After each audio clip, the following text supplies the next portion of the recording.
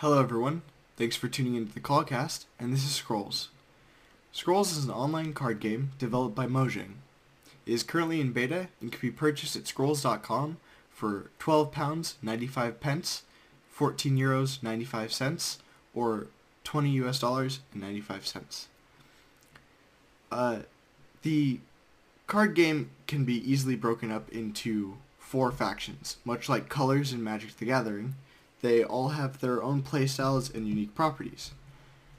And the one thing that makes Scrolls different is the mana system, as well as the board and playstyle, as we'll see later on when I go into an actual match. But first, let's take a look at what the basic mechanics of the game, and you can see that very clearly from the cards. As you can see on the side, there are 4 factions currently in the game, or colors if you will.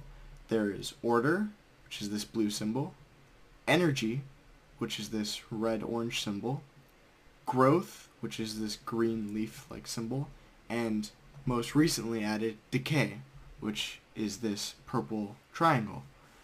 And each of these factions or colors has their own playstyles, abilities, and sync up very well within themselves and also in interesting combos with the other colors or factions. And we'll look at some of the basic types of cards that you can find in the game, and I'll try to explain what they do. Actually, let's go over here and get one of each color if I can, and then we need a structure from Decay. This is the deck builder, and so you can do filters, so I'll have all these filters toggled off so I can easily find a Decay card. Okay, so as you can see, when I click on the card over to the right, it shows me in detail. If it's a creature card, it shows what the, or creature or structure, it'll show what they will look like on the board, and we'll get into what the board is later, and then it'll make a lot more sense. But as you can see, represented here are all the different factions or colors. Let's go over the most basic card I could say, which is a creature. Up here you can see the cost of the card to play the card, or scroll. I'll just refer to them as cards for the ease of things. But this is a growth card. You could tell by the colors on the side, this is red and orange-ish, blue, and then purple. So growth is green. It costs 1 growth mana to cast Beast Rat. Beast Rat is a beast. It's a rat, and most notably it's a creature. It has 1 attack, 2 cooldown, and 2 toughness or life. And the cooldown, strength and toughness are something that most people can understand from if you've played any other card games. If this was Yu-Gi-Oh, they'd be like a bajillion numbers long. But cooldown is something very interesting that is kind of unique to Scrolls. Because it's not like every single turn there is a combat phase. Combat initiates at the end of your turn, but your scrolls or your creatures only attack if their cooldown is at 0, and their cooldown ticks down every turn, and then when it reaches 0 it resets to this base value, unless they have some sort of effect on them or whatever. So the cooldown is the frequency at which they attack. So something with a low cooldown is going to be attacking much more often than something with a high cooldown like 3. And that doesn't seem like a lot considering this is 2 and this is a pretty cheap card, but there are cards that have 1 cooldown, and those are very valuable because they will be dealing damage much more often. And if you look at something like Crown of Strength, which is a good transition because it's an enchantment. An enchantment is an effect you put on a creature or structure that is currently on the board, and that creature or structure gains that effect or debuff until it either dies, is removed, or there are certain spells that allow you to remove enchantments. So if we were to look at this enchantment, Crown of Strength, that costs 2 order, enchanted unit gains +1 attack and +2 health. Now if we look at our Beast Rat card, that would make it a 2/4, talking normal convention of reading things off. But it's only going to attack as a cooldown of 2. So if it had a cooldown of 1, it would be attacking much more often, giving Crown of Strength much more value, if you will. Let's go over to our spell example. Burn costs 4 energy. Deal 3 damage to target unit. If that unit is destroyed, draw 1 card. So it's very simple. Spell, cast it, it's gone. That's it. It doesn't linger around like an enchantment. It's just you activate it and there you go. And then we have our structure wall. Pillar of Disease. It's decay. Costs 3 decay. And it's 0 attack. Structures don't attack. Well, there are some structures that are lobbers. I shouldn't say structures don't attack. Wall structures don't attack. And 4 health and 0 cooldown because it has no attack. Opponents' units in the same row as Pillar of Disease have their attack decreased by 1, and the rows will make a lot more sense when we go into a game. But this is a very good unit. They're very good structure. There are tons of other structures. But to kind of explain that better, we'll have to go into a match. So this was kind of a deck builder. You can filter by colors and everything and stuff like that. And if you, I should say the standard deck size is 50. If you see, these are all my decks that I've made and saved and whatever. But let's play a game. Go over to the arena. In the arena there are tutorials to teach you how to play. Quick match just throws you into a match with a bot. That's why it's done with a single player. And trials, which are these kind of unique challenges that are preloaded into the game and give gold rewards. And then you have multiplayer. Quick match again just throws you in. Ranked match and tournaments, which have yet to be implemented. And speaking of gold, we could quickly talk about the 2 currency types that is in the game Scrolls. You have gold, which is earned by playing matches or completing trials, and shards, which is something that can be purchased for real currency. Can pay like $5 and get, I think, 500 shards is like $5, something around there. But gold can be also used in trade with other players, which is helpful because you might want the card that they're offering, but they might not have the card, or they might not want the card that you're offering. So gold is a nice way to just trade cards. So let's go into a quick match with the bot so I can explain more about how the game actually plays out. So you can see there's a lot to look at right away. He's going to draw. He has 5 cards. He sacrificed for 1 decay and played a 1 decay creature. He played a husk. It has 3 attack, 3 cooldown, and 2 defense. So you can see he's not going to be attacking for a decent while because of his long cooldown. Now, I said sacrifice. Now, what does that mean? Well, you draw these cards and you can see he has 1 decay, but I have no order. How do I get order? Well, if we click on this card, these are our sacrifice options.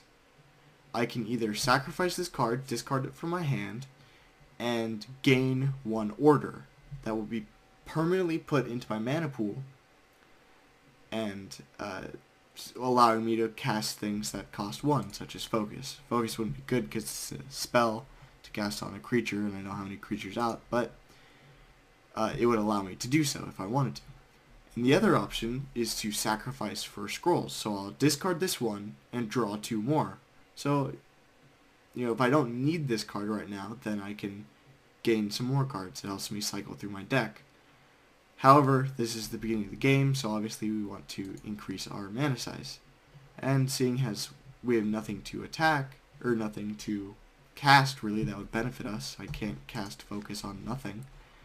I could cast on his creature, which would be unfortunate for me. But, so we're just going to pass the turn. But before I do that, I'm going to explain a little bit more about the board, because it's a lot to take in, because card games don't really generally have board tile positions. First off, I say first off as I'm already, a few minutes into the explanation, but these are your idols. They have 10 health, so if you were to, attack right now, this would be down to 7. And once they get down to 0, they are destroyed, and they cannot be recuperated. They can be healed while they are alive with certain spell effects, but enough about that. If you destroy 3 of your opponent's idols, you win. Conversely, if they destroy 3 of your idols, you lose. So that's the whole goal of the game. That's it. It's as simple as that. Destroy 3 of your opponent's idols. But if we look, there's all these hexagons. It's grid. There's 15, 3 per row, 5 rows.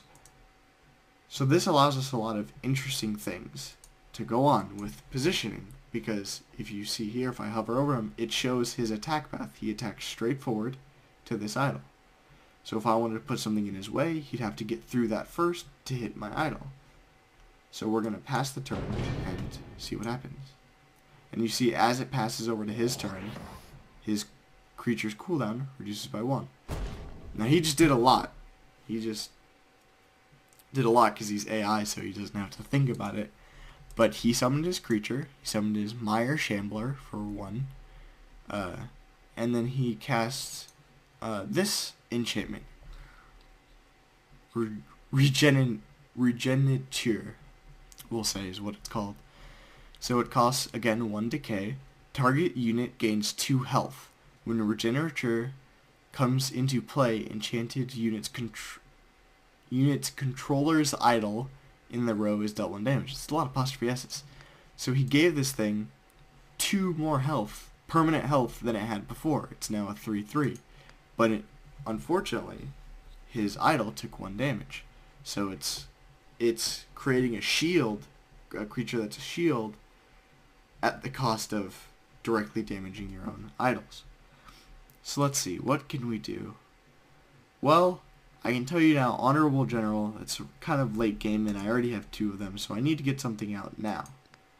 Don't have anything, but Kabonk here is a spell, deal 1 damage to a target unit and draw 1 card.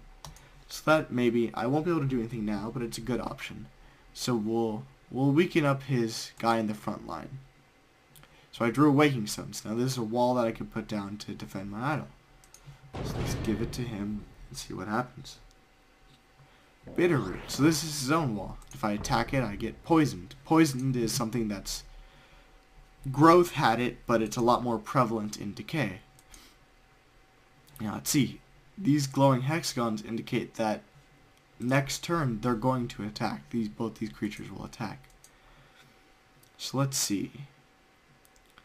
Well, I want to keep speed because that's a very powerful card.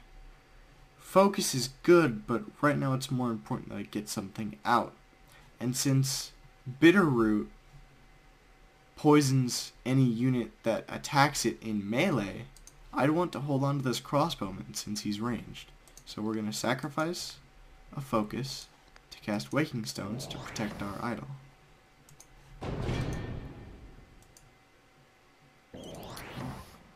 Loyal Darkling, so that's rough. He moved his unit, so I lost 7, but I can deal with that. I can easily come back from that.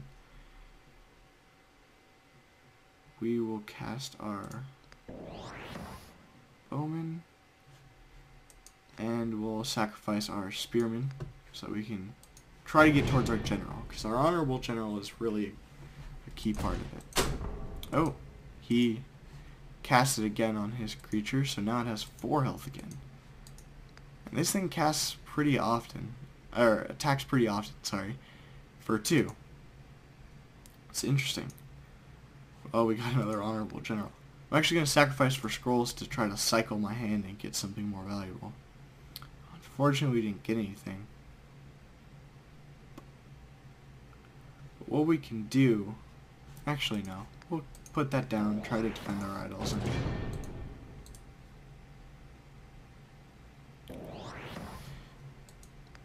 Infected Gravelock. 2 attack, 2 cooldown. You might be saying, oh, well, his 3 damage creature attacked my wall that had 3 health starting out. All damage dealt to Waking Stones is reduced to 2-1.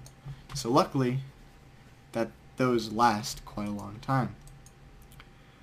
Transposition. We don't necessarily want transposition, but it will give us a card. So we'll just switch these 2 places. Of course, we drew another transposition.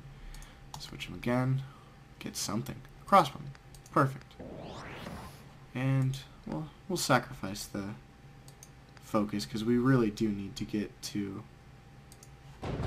the general, because that's really going to allow us to attack more. It's going to allow us to attack more because when Honorable General's cooldown reaches 0, everything around him gets their cooldown reduced by 2. So our archers will become just machine gunners when we get that out. So I'm going to move him back to move him over. So this is part of the tile play. If I summoned him and he was just stuck there, then he'd just shoot into that wall without any purpose. But here, this allows us to deal some damage, and in fact, we don't want all these things to attack, because he'll kill that, and then this infected Gravelock will kill our archer. So we're going to use speed to make this archer attack at the same turn, killing his walker and his Gravelock, leaving only his loyal Darkling. And then we're going to sacrifice our 3rd Waking Stones to be able to cast our general next turn. Once we get our general, it'll really start going. Each deck has their own kind of themes. Now see, this Gravelock we might be worried about moving and attacking one of our archers, our crossbowmen. But if we see here, infected Gravelock has move 0. So walls and stuff have move 0. Infected Gravelock has move 0. But most units have move 1. So I can move 1 hexagon tile any direction I want.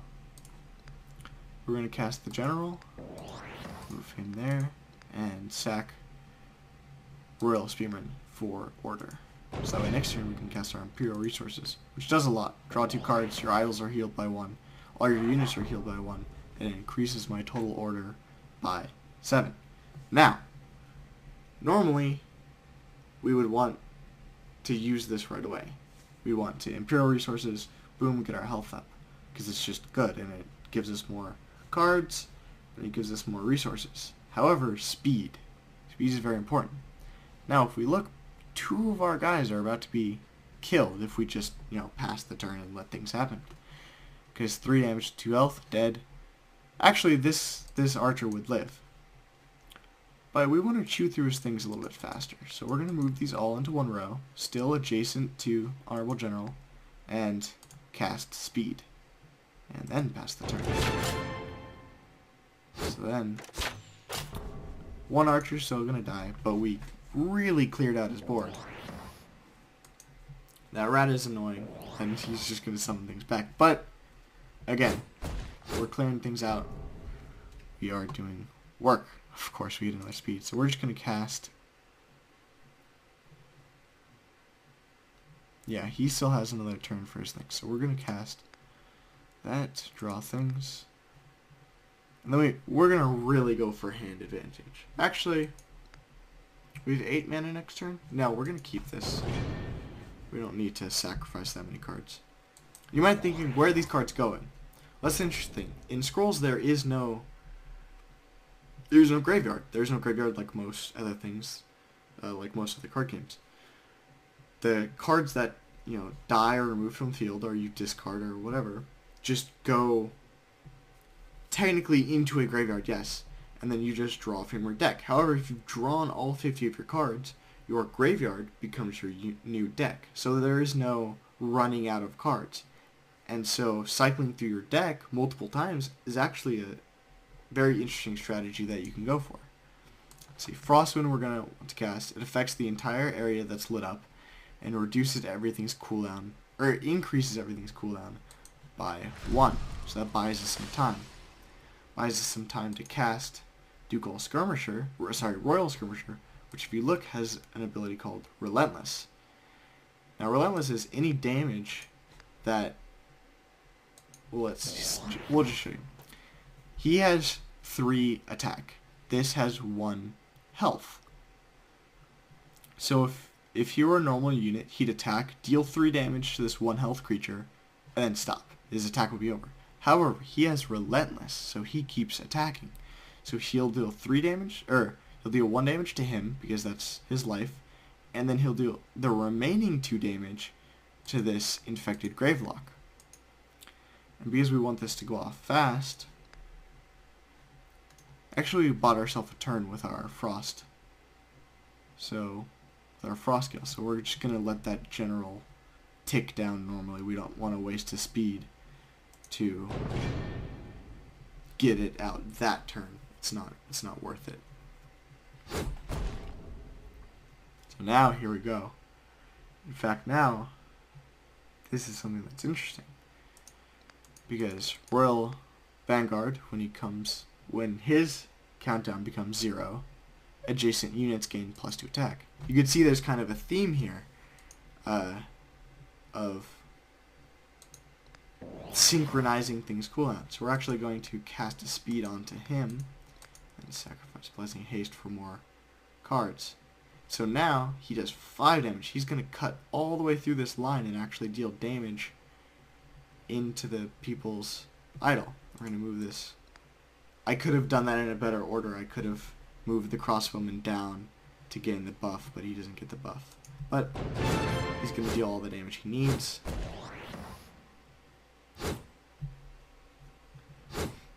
Swing. There we go. Oh, we lost some health due to some enchantment that he must have had on him. It's hard to keep track because Decay has a lot of abilities. He doesn't really help us right now. We're just going to surround our general with units. Especially Relentless units. Relentless units are great for just chopping through lines of people. Fortunately, they are going to get poisoned through these bitter roots, but that's okay. Oh, he's attacking.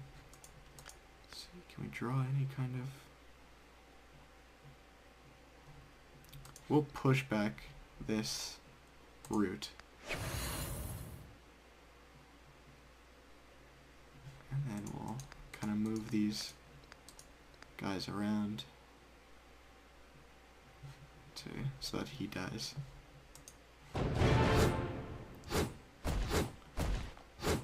Does unfortunately reduce the amount of exposure this guy will get next turn when general comes to 0. Let's see his poison.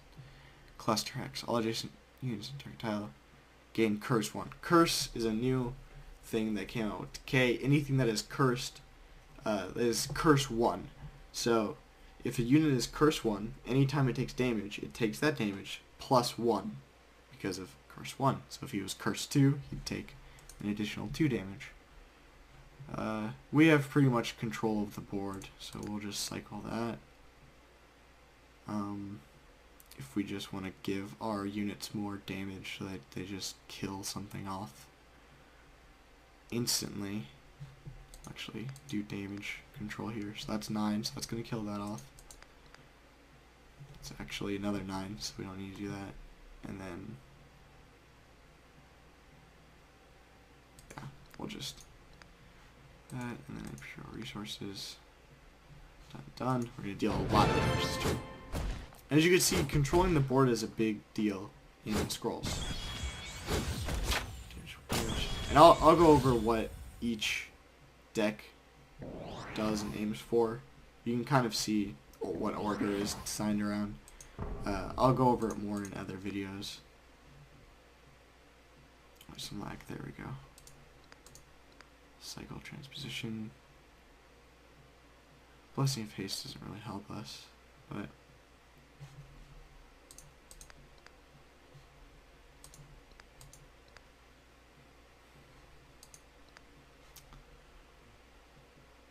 we'll keep that there. We'll just Blessing. Actually, we have a lot of. So, Blessing of Haste him. Just do attack. We've won this game. There's really nothing he can do. Unless he has some huge board wipe ability. Kabonk. Give us another card. Drew into another Kabonk. There's another card. You can see how powerful cycling is because I just got rid of a ton of cards. And had a chance to draw more cards. Again, at this point, it doesn't matter. He didn't even summon in the right spot. Again, this is the AI, though, so expect it, and then we can just... In fact, let's see if we can kill more than the intended amount of idols. Yep, there we go. I'm gonna get a 4 idol victory, which just gives you more gold.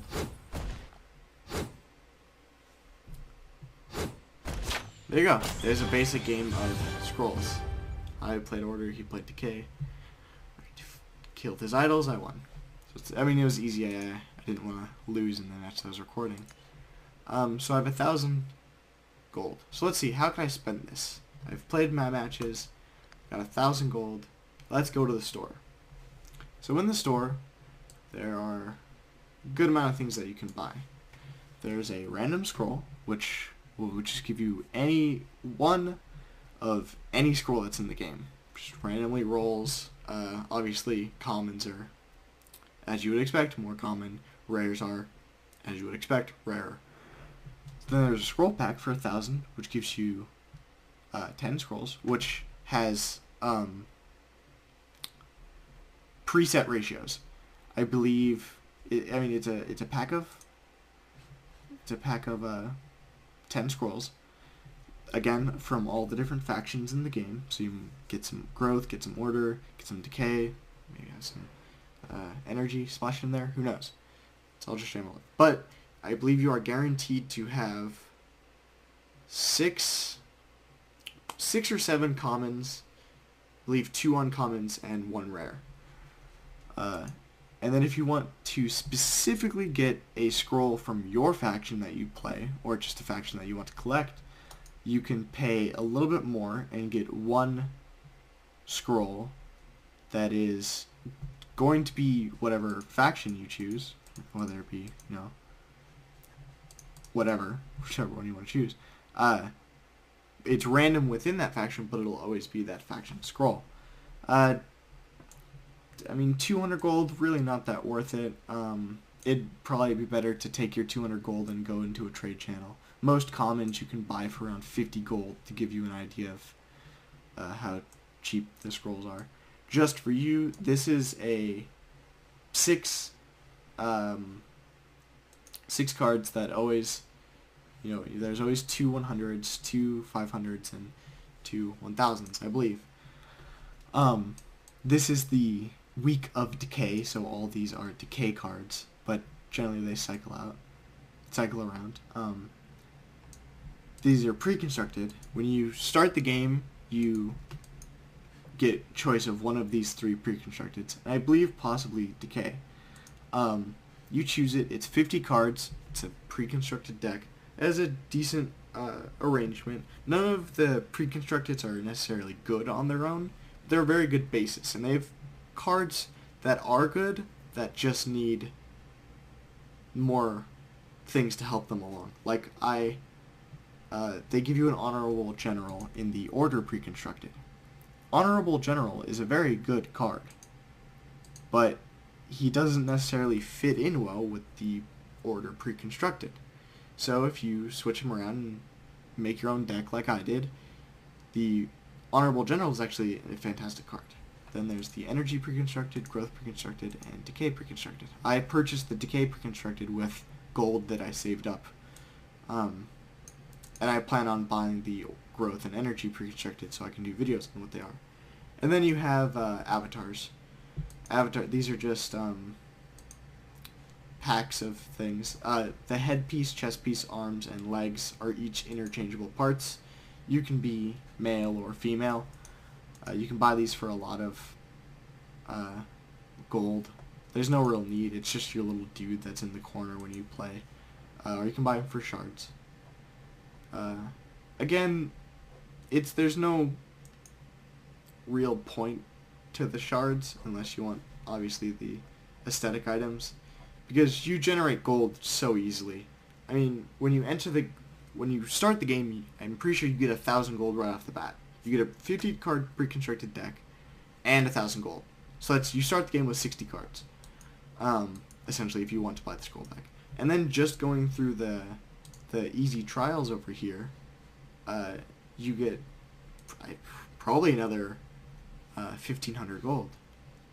So gold isn't hard to come by, and if you go on the market and trade with people, then you can really spend it well if you choose to, and get a lot for your money, so to speak.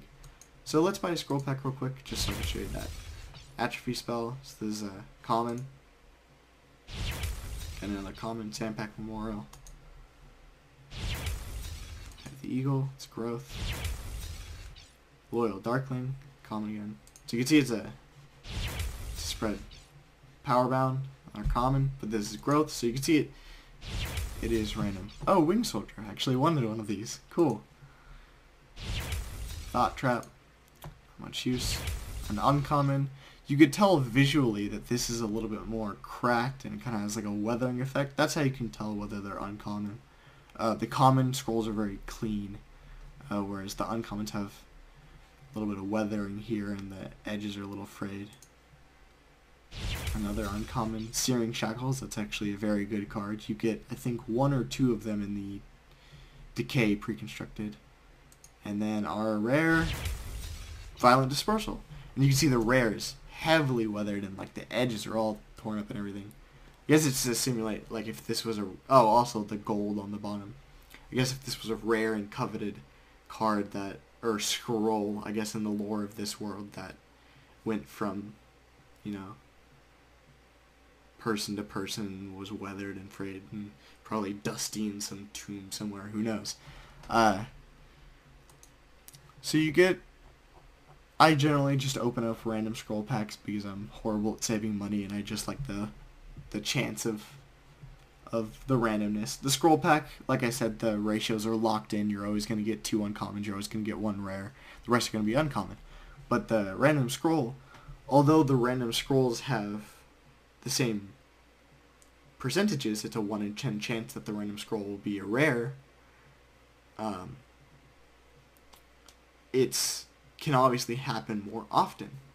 You can roll that dice and, it can turn up 6. You can roll 6s all day long if you're super lucky.